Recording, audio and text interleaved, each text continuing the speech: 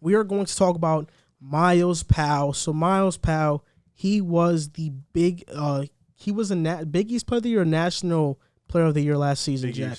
Big East. And he was also, I believe, voted the best shooting guard in the nation. So he was voted the best shooting guard in the nation, which is a Jerry West Award, I believe. It's called the Jerry West Award. Played for Seton Hall, and he went undrafted in the draft, which was a shock to a lot of people, but he did sign with the New York Knicks. The Knicks did not keep him around. Instead, they sent him to the G League. He played for the Westchester Knicks, and his G League stats are 18 points per game, 3 rebounds, 3 assists, shooting 44% from the field and 44% from three.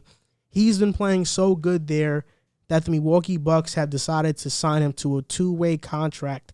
And is he finally going to get his opportunity? I mean, Jack and I made a segment about it earlier on when the Knicks did sign Myles Powell.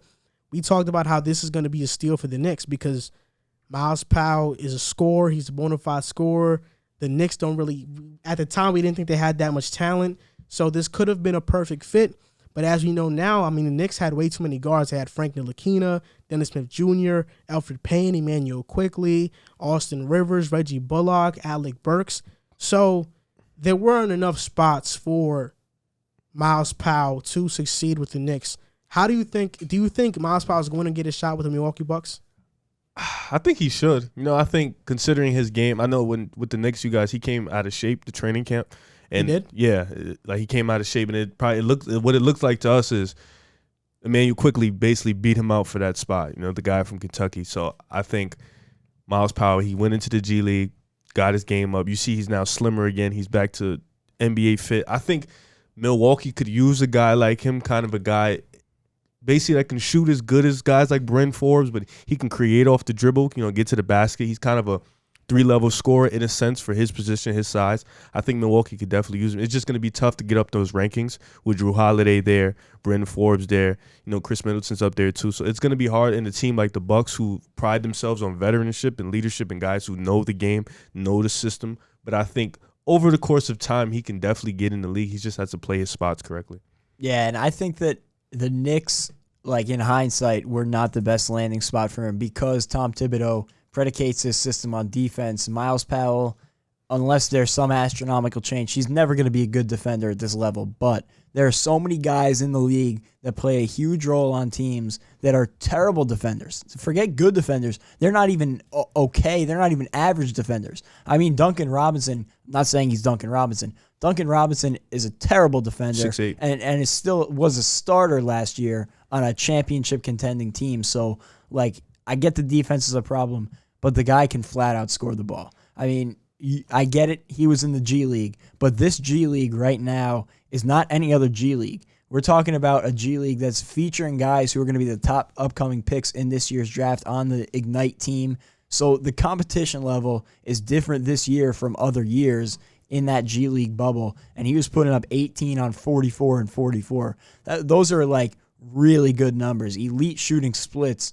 And so the fact that he couldn't get a shot somewhere is crazy to me. Now he's getting a chance with the Bucks, and I hope they give him some minutes because I think he would be a good fit on a team with a guy like Giannis who, what's the knock on him? He struggles shooting the ball. So put a shooter like Myles Powell there. He could hit that. He can knock down an open shot in the catch and shoot. So I think it's a good fit. I hope he gets a chance to actually show it on the floor because look at what he was just doing in the bubble. And like I said, that G League bubble, it's like the normal G League on steroids. So I hope he gets a shot, to actually prove himself this time. The thing with the Bucks is that you look at the depth chart, you got Holiday starting at point guard. Nobody's taking his spot. Nobody. Then DJ Augustine is a backup point guard.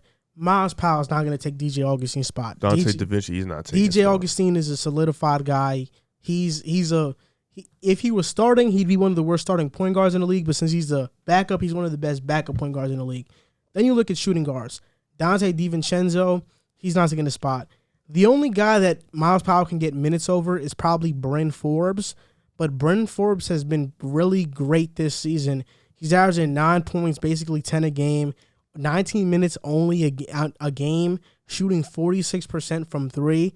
So he's a solidified guy, and those are the guards that are playing. Is Myles Powell going to get to play? I mean, only if Drew Holiday gets injured, God forbid. He's actually coming back now. So yeah, and he has been injury prone, so we'll see what happens. But for me, I mean, we'll see if he gets a shot. But I think if he does get a shot, he'll make the most of it. I think the best landing spot for him would have been Golden State. I mean, they need bench. I think Myles Powell is better than Brad Wanamaker. So yes. So if Myles Powell would have went to Golden State, he would have been way better off because he would have got a chance to play right away. But Milwaukee's kind of that place that low key spot. They're probably just going to stash him and see, just in case an injury pops up and he gets some minutes. But it's going to take a lot of different events. It's going to take a lot of different events for Myles Powell to finally get that opportunity with the Bucks because this is a team that is trying to win a championship. So they are not trying to develop guys. They're not trying to give young guys burn. They're trying to win now and put themselves in the best position to win. And Myles Powell is in a weird situation because he's not young enough where he fits teams' young core and what they want to do moving forward. But he's not old enough and doesn't have the experience of a veteran in the NBA. And because of that, he has to really hope a lot of things go his way situationally for him to get a shot to prove himself. And he has to go on a hot stretch and make the most of his opportunities. I mean, when you're an undrafted player, you only got a few opportunities. So if you get the chance to play, you can't stink it up. He has to literally be lights out. Yeah, and I'm glad he made a roster, and I really... Whether it's here or somewhere else, I hope he gets a chance to prove himself. It's unbelievable to me looking at this list of teams in the league and some of the guys who get legit minutes for these teams that he couldn't find a shot somewhere.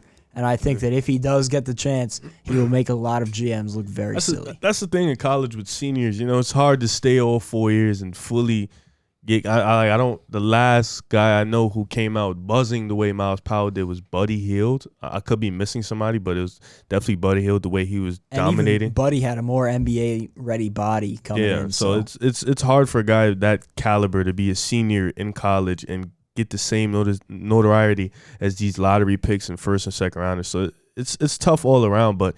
Like you said, I think Milwaukee's probably going to stash him. He's 23, I think, or 22, something like that.